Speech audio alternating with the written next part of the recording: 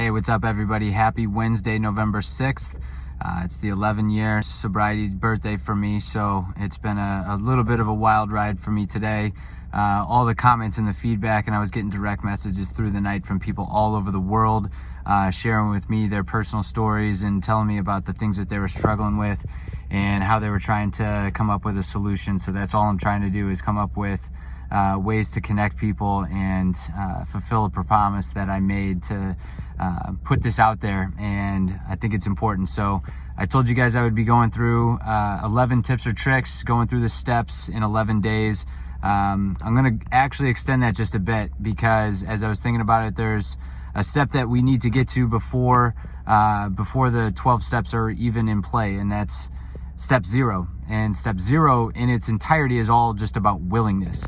You know, the book says that we learned that we had to fully concede to our innermost selves that we were alcoholic.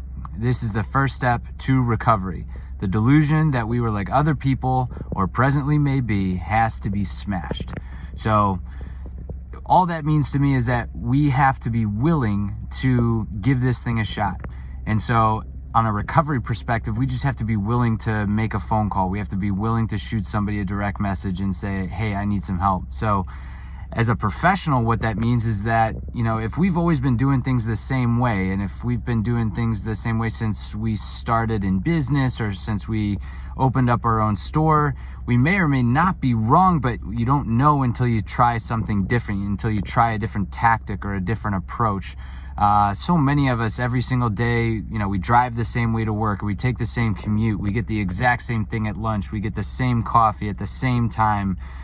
When's the last time we changed something about our routine, about our process, about the way that we do business? So what is something small that we can change today? And that's my charge for you. Just be willing to try something new today.